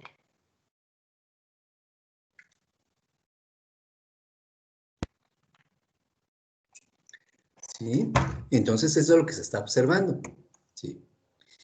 Aquí debe haber una fuente calorífica, habría que ponerla, ¿verdad? Una vez que el líquido empieza a absorber energía, calor sensible, llega al punto de ebullición, empieza a haber la formación del estado líquido, el estado gaseoso, se forma el estado gaseoso, hay unas partículas que obviamente condensan, ¿ya? Las azulitas condensan, y hay una saturación del sistema. En el momento de que este sistema se ve saturado, ¿sí? En el momento de que este sistema se ve saturado, estas partículas de gas están ejerciendo una presión sobre el estado líquido. El estado líquido también tiene una presión. Cuando esta presión en el estado líquido se iguala a la presión en el estado gaseoso, ¿verdad? En ese momento, cuando esto se iguala, ¿sí? Se llama presión de vapor. Podemos medir la presión de vapor, ¿sí? Cada líquido, ¿sí? Que sea diferente del agua, va a tener su propia presión de vapor a la misma temperatura, ¿sí? Si, por ejemplo, yo pongo agua, voy a tener a nivel del mar, la presión de vapor van a ser los 760 milímetros de mercurio o la atmósfera. Pero si a nivel del mar, en vez de poner agua, yo pongo etanol, ¿sí? Voy a registrar otra presión de vapor. O si pongo éter, voy a registrar otra presión de vapor. Va cada líquido, ¿sale? Y regularmente en esas tablas de vapor que en su momento les dije que sacaran, ¿sí? Que sacaran copias y demás, ¿sí? Vamos a estar observando que el problema de esas tablas es que hay para muy pocas sustancias y son sustancias puras, ¿sí? No dice que hay mezclas y demás, y además hay intervalos entre los valores que nos están dando. ¿Sale? Por eso de repente hablamos del fenómeno de interpolación, ¿ya? De esa evaluación de la interpolación, porque estas tablas no me dicen, una atmósfera, 1.1 atmósfera, 1.5 atmósferas, no, me dice una atmósfera, 2 atmósferas, 3 atmósferas, pero en los intermedios pues no me da valores, por lo tanto tengo que calcular por medio de lo que llamamos interpolación. Entonces aquí también dice que cuanto mayor sea la temperatura, mayor será la presión de vapor. Cuanto mayor sea la temperatura, mayor será la presión de vapor. Entre más alta sea mi temperatura, mayor va a ser mi presión. Si ustedes, por ejemplo, y lo van a observar en esas tablas de vapor, entre más vaya aumentando la temperatura en esa tabla, van a ver que, por ende, la presión, ¿verdad?, que está registrada en esas columnas también va a ir aumentando. No quiere decir, ¿verdad?, que yo voy aumentando la temperatura y voy a ver una disminución en la presión. Si ustedes llegan a ver eso en alguna tabla, ha de ser un líquido distinto al agua, o bien a lo mejor hay un error en la tabla, un desfase en la tabla, ¿sí? Porque a mayor temperatura, mayor tendrá que ser la presión de vapor. Y lo que les decía hace rato, ¿verdad? Líquidos diferentes a la misma temperatura tienen diferentes presiones de vapor, ¿sí? Entonces yo ahí puedo poner agua, puedo meter alcohol, puedo meter algún otro fluido. Dígame, Marcos.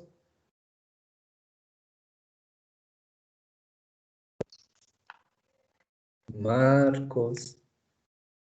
Le bajo la manita, Marcos. Sí, perdón, profe, fue accidental. Ok. Sí, ahorita es bien importante esta parte. Se me olvidó, Alejandro, no me acuerdo si usted tiene mi correo, porque yo no tengo su correo. Mándeme su correo, porque anoche estaba yo checándolo y dije, no, pues ni modo que a las 3 de la mañana le esté molestando ahí por teléfono, marcándole para que me dé su correo. Entonces, mándeme su correo, a mi correo, creo que sí lo tiene, para que les mande la Sí, presentación. Lo mismo esta Sí. niña, ¿cómo es? ¿Cari? ¿Sí? Para que se los mande los dos por algún problema que tengan, ¿no? Y ya se lo hagan extensivo a los demás. ¿Sale? Y ya se los mando al Sí, ratito. profe. Entonces, observen bien el fenómeno. Ese es el fenómeno que está sucediendo, ¿sí? Ese fenómeno sucede cuando ponemos a ebullir, ¿sí?, el agua, ¿sí? ¿Qué pasa entonces ahora si le agrego sólidos?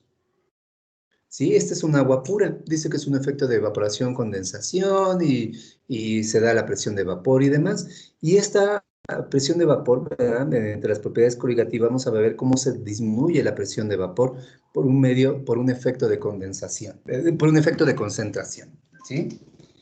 ¿Qué factores afectan mi presión de vapor? Pues es lo que vamos a estar hablando. Dice la presión externa.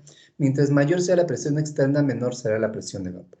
Si la presión de mi sistema en el exterior es más alta, ¿verdad?, que de mi sistema, pues obviamente se va a ver disminuida mi presión de vapor, ¿eh? Entonces, también decía, depende de la presión del lugar, o del lugar donde esté, es como va a ebullir, ¿sale?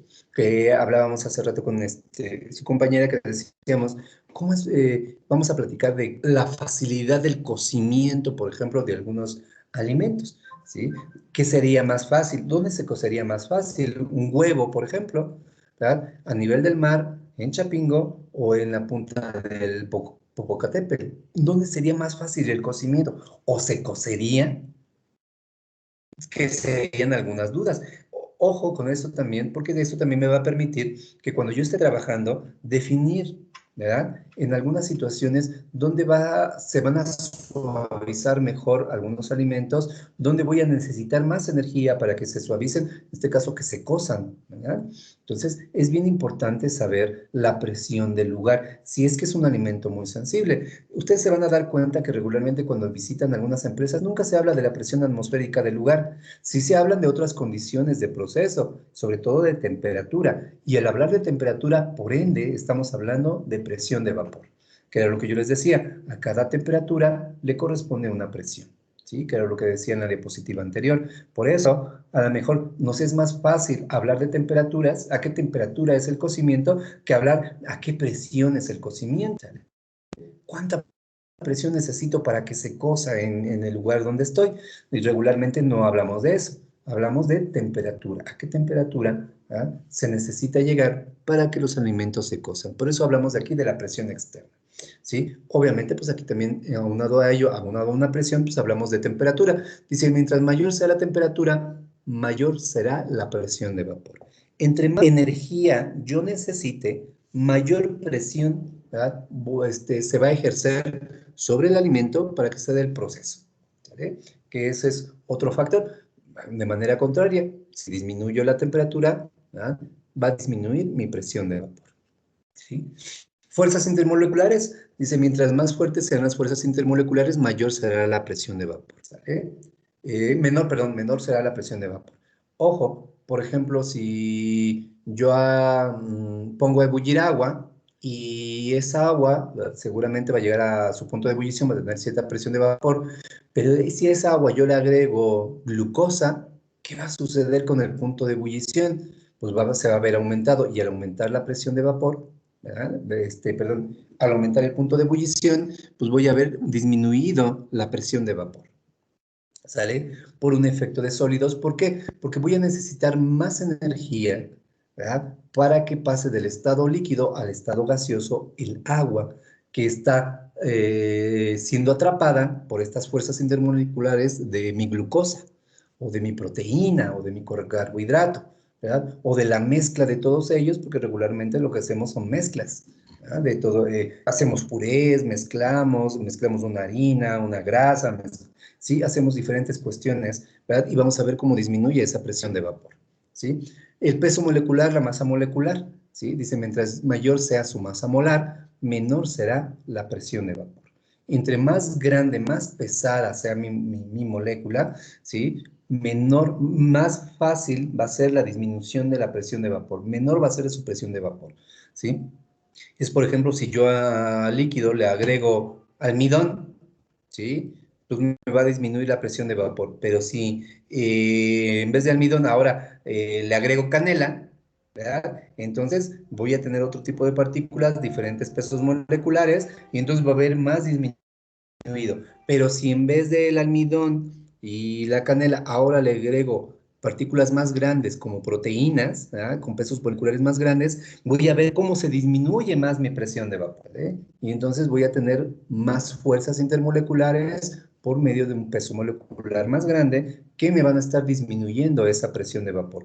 ¿Por qué? Porque el líquido, en este caso el agua, no voy a estar facilitando el cambio de fase del estado líquido al estado gaseoso. ¿Vale? ¿Cómo puedo medir la presión de vapor? En teoría ustedes lo deberían haber visto ahí en la parte de manometría, ¿sí? Pero este es un manómetro, el manómetro CENU, ¿sale? Este manómetro es más o menos como lo medí en el lugar. Son dispositivos que se utilizan regularmente, ¿verdad? Por ejemplo, aquí pongo el fluido, en este caso dice que hay agua, puedo poner algún otro fluido, le meto un efecto de calor, ¿verdad? Alcanza el punto de ebullición, se pasa del estado líquido al estado gaseoso, ese estado gaseoso, ¿verdad? Va a empujar a mi líquido manométrico, que en este caso es mercurio, en el tubo, desplaza ese líquido manométrico una vez que llega a una temperatura constante, que por ejemplo a nivel del mar pueden ser 100 grados, una vez que este sistema alcance los 100 grados, ¿verdad? Va a tener cierta cantidad de vapor en este dispositivo, el tubo, y entonces yo voy a medir los milímetros de mercurio desplazados, ¿sí? Si estuviera a nivel del mar y la temperatura fueran 100 grados, estos serían 760 milímetros de mercurio, ¿sí? En esta línea debería estar midiendo los 760 milímetros de mercurio para decir que estoy a una presión a nivel del mar, ¿sale? Una vez que alcance la temperatura de ebullición de los 100 grados Celsius. ¿Sí? Este mismo dispositivo lo puedo traer a Chapingo, a Texcoco, y voy a ver que va a alcanzar los 585-86 milímetros de mercurio.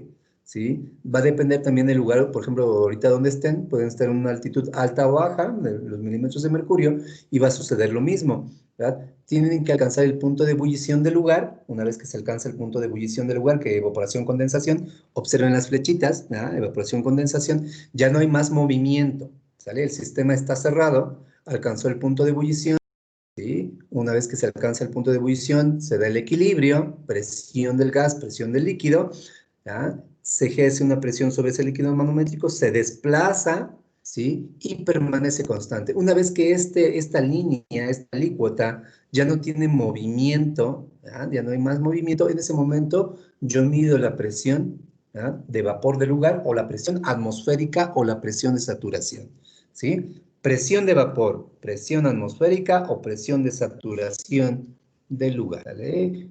Esos tres conceptos son sinónimos, ¿sí? Para lo que estamos estudiando. Presión atmosférica, presión de vapor, presión de saturación o presión del lugar donde estamos, ¿sí? Es más o menos como lo estamos midiendo.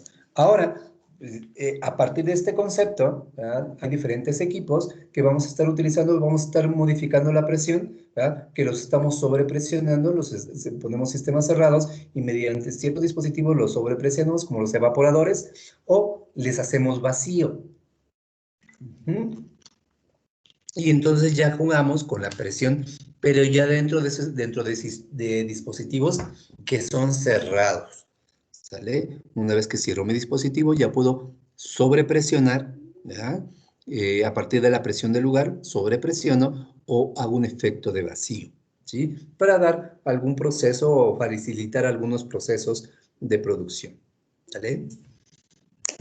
Uno de los conceptos que vamos a estar utilizando, sobre todo para ver la concentración que vamos a utilizar en estas propiedades coligativas y por qué estamos viendo cómo se afecta la concentración, es el concepto de disolución, ¿sí? Aquí dice disolución ideal, ¿sí? Hay conceptos muy importantes que ustedes se deben estar acordando. ¿Qué es una disolución? ¿Qué es una solución? ¿Y qué es una suspensión? ¿Sí? ¿Alguien me puede decir? Ah, y además, solución verdadera y solución no verdadera, ¿sí? Que son conceptos que tienen que tener bien claros, aunque de repente ya hay algunos libros en donde dicen que una solución y una disolución son lo mismo, ¿sí? Pues depende de donde yo lo lea, ¿sí? Pero para nosotros no van a ser lo mismo. Debemos entenderlo. ¿Por qué? Porque nosotros vamos a formular a lo mejor nuevos alimentos y necesitamos saber qué tipo de partículas se disuelven o se suspenden o se solubilizan, ¿sale? Para poder entender el comportamiento. Dígame, Zaira.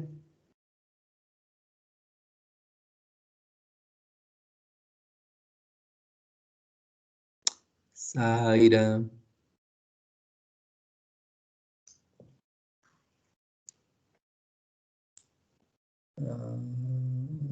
Ya, desapareció la manita de Zaira.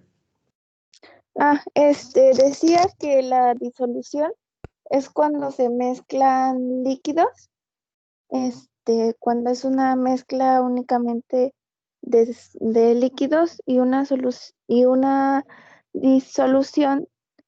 y una solución es cuando se mezcla un líquido con un sólido. Ok. Sí, dice los conceptos que tiene ahorita Zaira, ¿verdad? De una disolución. No sé si me escuché. ¿Me escuché? Sí, sí se escuchó, yo la escuché. ¿Sale? Espero los demás lo hayan escuchado. ¿Sale? ¿Alguien tiene algún otro concepto de esto, bueno, alguna definición de estos conceptos distinta o complementaria? Vamos a ver. Y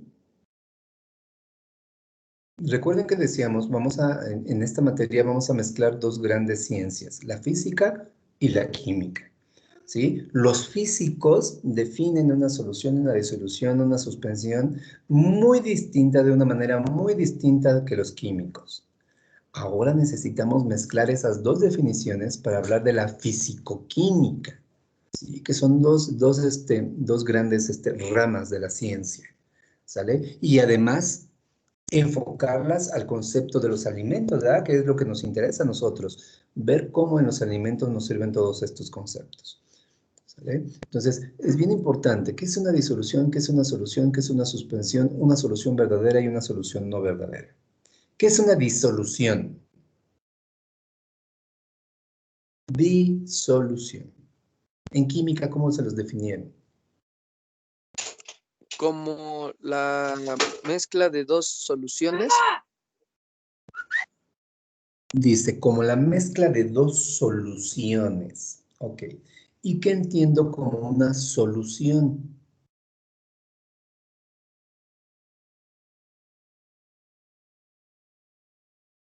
De repente estamos utilizando todos esos conceptos, ¿eh?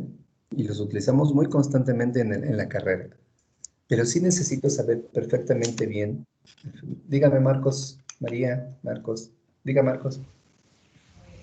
Una solución es la mezcla homogénea entre el soluto y el disolvente. Dice que una solución es una mezcla homogénea entre un soluto y un disolvente. ¿Ya? Los solutos son partículas y el disolvente puede ser agua. Sí, también. ¿Sale? Ok. ¿Qué es una disolución ideal? Dice aquí que es... debo entender que es una disolución. ¿Ya? Y esto me lo da a entender más fácilmente si estudio los gases. ¿Sí? Como un gas ideal. Recuerden que, por ejemplo, un gas no se disuelve en otro gas. Un gas no se mezcla con otro gas. ¿Sí? Regularmente. Y este concepto, pues, por ejemplo, lo puedo obtener en el aire que estoy respirando. El aire está constituido por diferentes gases.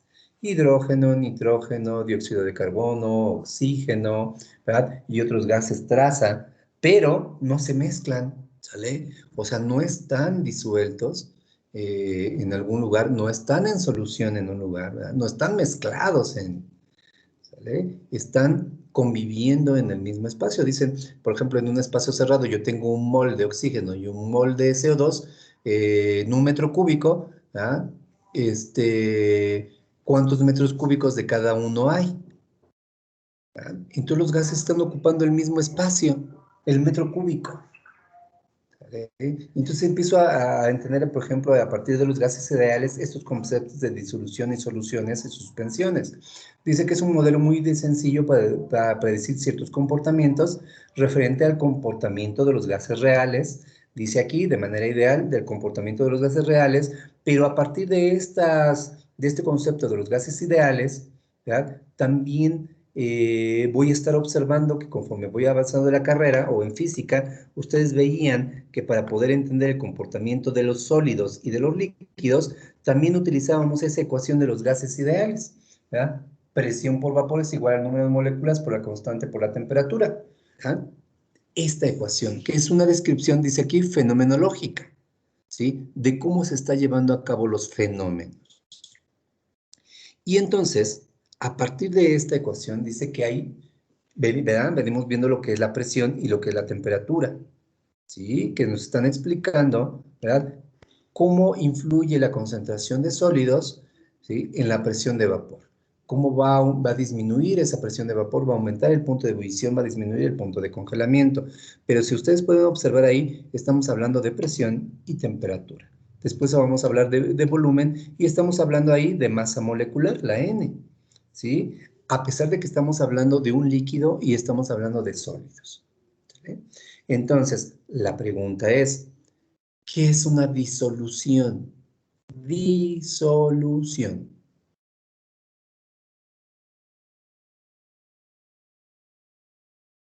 Dice que una solución, ¿verdad?, lleva un soluto y un solvente. Y una disolución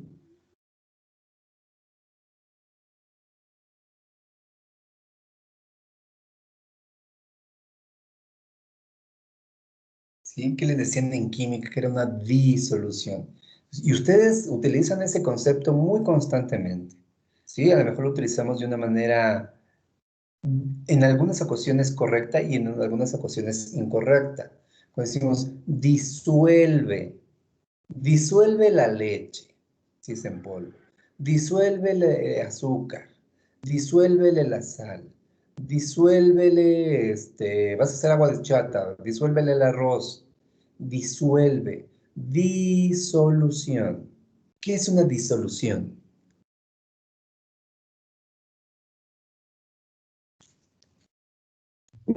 Mezcla Tenemos en mayor homogénea. cantidad un solvente.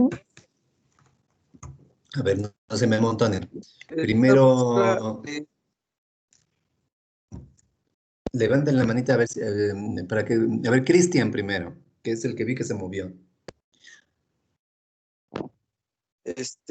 Pues una disolución está compuesta por por un soluto y un solvente, ¿no? No, dice que no.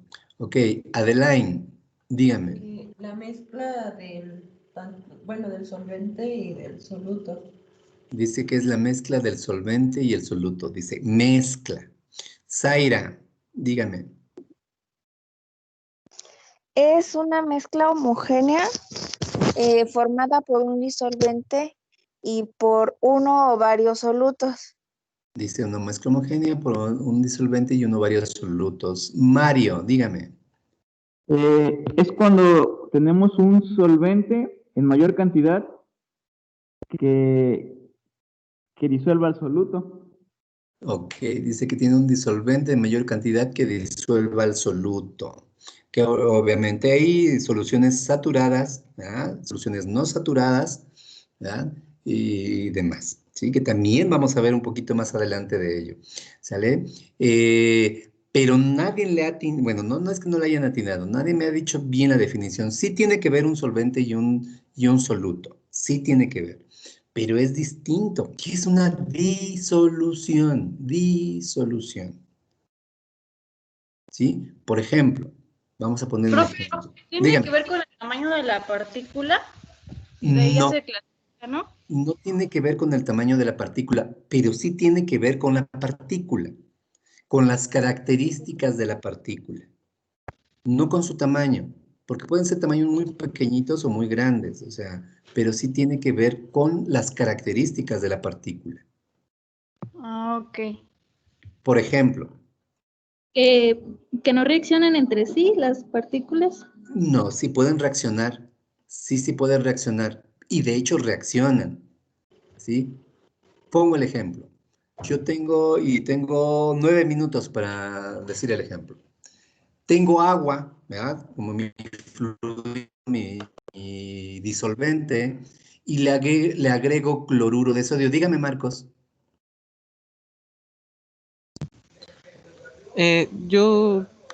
¿Será que la disolución no es exclusiva del estado líquido, sino también se pueden encontrar disoluciones en estado gaseoso? Muy probablemente si hay disoluciones en estado gaseoso, ¿sí? Pero no me ha dicho que es una disolución, ¿sí? Ejemplo, agua, ¿verdad? Agua normal, agua pura, ¿verdad?, y le agrego cloruro de sodio. Cloruro de sodio, ¿verdad? El cloruro de sodio en su estado normal es un cristal, es un sólido, ¿verdad? Es un mineral, es un electrolito, el cloruro de sodio. ¿Qué pasa cuando este cloruro de sodio, que está en estado sólido, yo lo agrego al agua? ¿Qué le sucede? Se disocia, ¿no? Se disocia, sí. Se disocia, sí. ¿Sale? Se disocia. ¿En qué se disocia? Iones. ¿En cuáles iones? Un cloro y Oxígeno sodio. y En cloro negativo y sodio positivo. Entonces, eso le llamamos, ¿verdad?, una disolución ideal. Cuando la partícula se disocia en sus respectivos iones, ¿sí? Es una disolución real, una solución real. ¿Por qué? Porque el cloruro de sodio que estaba en estado sólido, aquí está el cloro y sodio que interactuaban en su estado sólido, al momento de que entra en el disolvente, en este caso el agua, lo disocia en sus respectivos iones, en cloro negativo y en sodio positivo. Entonces, esa es una verdadera disolución, que es la característica de los electrolitos, de los minerales. Ejemplo, ¿qué sucedería o pasa lo mismo si yo tengo mi agua como disolvente y le agrego glucosa o sacarosa? Que regularmente le agregamos sacarosa al agua, ¿verdad? ¿Qué le pasa a la sacarosa cuando yo la agrego en el agua? ¿Pasa lo mismo? No, No. no, profe. No. Entonces, ¿qué sucede?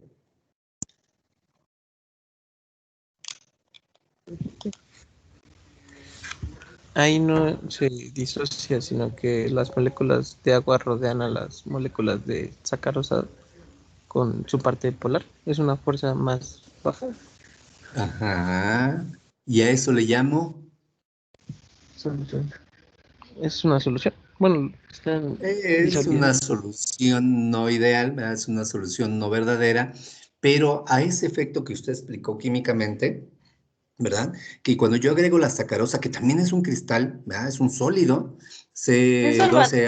C12H22O6, se rodea de agua, ¿verdad? Se rodea de agua y se llama, Aline, Solvatación. solvata, ¿verdad? Esa solvatación, ¿verdad? Se rodea de agua, el alimento, se rodea esta partícula de agua, no se disocia, ¿verdad? Pero pareciera que en un efecto físico, visual que nosotros tenemos, pareciera que se disocia, ¿verdad? Porque cuando yo agrego una cucharada de sal al agua y una cucharada de azúcar, ¿verdad? Después de cierto movimiento, energía cinética potencial, energía interna, ¿verdad? Le doy toda esa energía, quedan translúcidos y entonces decimos se disuelve de manera errónea, ¿ya? Se disolvió el azúcar y no es cierto porque el carbono no está por un lado, el hidrógeno no está por un lado y el oxígeno no está por otro lado, sino que la molécula, mediante ese efecto característico del agua, rodea la molécula, la hidrata o la solvata, que es el mismo fenómeno, hidratación, solvatación, ¿verdad? Y da un efecto que pareciera que es una disolución, ¿verdad? Por eso decimos, hay soluciones verdaderas y soluciones no verdaderas, que tal es el caso del azúcar, o de una proteína, un carbohidrato y demás, que lo que hacen es solvatarse o hidratarse. Por eso cuando decimos, prepara leche, pero disuélvele la leche. No, es un concepto mal aplicado, ¿verdad? Entonces es hidrata la leche o solvata la leche, ¿sale? Para utilizar el concepto correcto. ¿Por qué les digo esto?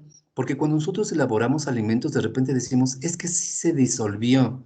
Y en automático estamos pensando, ¿verdad? Que cuando hay un disolvente, ¿verdad?, y hay una disolución, los elementos que estoy disolviendo se disolverán y no es una realidad. ¿Sale? Entonces lo único que está sucediendo es que se están hidratando o se están solvatando. ¿Sale? Le vamos a dejar ahí, faltan 4 minutos para que termine la clase, ¿sale? Le vamos a dejar ahí, yo espero que vayamos avanzando más o menos, estoy yendo un poquito lento, ¿sale? Para que ustedes, pues se den oportunidad de preguntar, ¿sí? No se queden con la duda, ¿sale? Levanten la manita, manden un mensaje, y si en el proceso de cuando estén estudiando, pues tienen otra duda, pues también me pueden mandar mensaje. Alejandro Júcari, mándeme el correo, a mi correo, mándenme un correo, ¿sale? Para que en automático yo en ese mismo correo les esté respondiendo, les mande la presentación, ¿va? Profe, Y pues, dígame. Dígame. le mandé los correos por mensaje de WhatsApp. ¿Está bien o se los mando por No, correo? está bien, en el WhatsApp está bien. Y ahorita lo bajo y ya en automático, ¿sí? Ya se los estoy enviando, no hay problema de eso. Ya me estoy actualizando en las tecnologías. Ujú. Bueno, les estamos dejando ahí que tengan bonito día, descansen y pues, tómense la tarea. De todos modos, se los voy a dejar de tarea, ¿ya? Esto de qué es una solución, qué es una disolución. Léanlo para que en la siguiente clase estemos discutiendo, ¿ya? Lo que a lo mejor leyeron, ¿sí? Y hagan la tarea de una mejor manera, ¿sale? Entonces, que tengan bonito día. Nos estamos viendo mañana, creo, ¿verdad? Profe, Dígame, Andrés.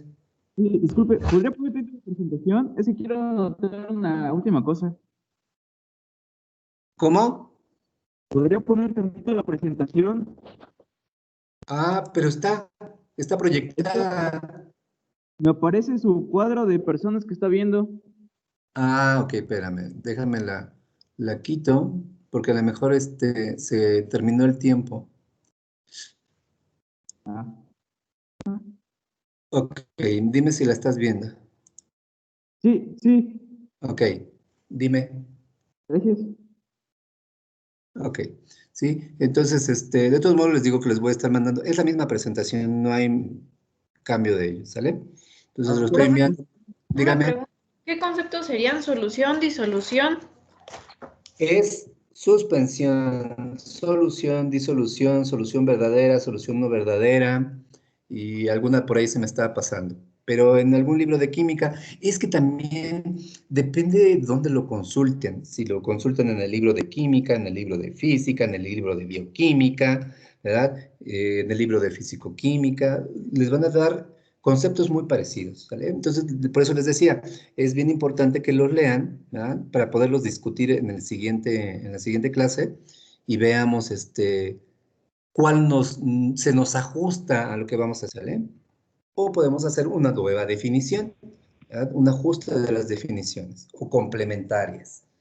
¿Sí? Ok. Gracias. Sí. Entonces, nos estamos viendo mañanita. Ah, bueno, si alcanzan a leer unas 2 o 3 definiciones de esto, pues lo discutimos de todos modos mañana. ¿Vale? Nada más para que ustedes entren otra vez a este tipo de conceptos, ¿sale? Y los podemos utilizar de una manera correcta. ¿Mm? Entonces, al ratito ya te estoy mandando a Alejandro y Júcari la presentación. Pues que pasen bonita mañana. Sí, está bien, gracias.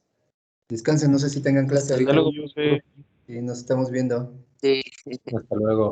bye.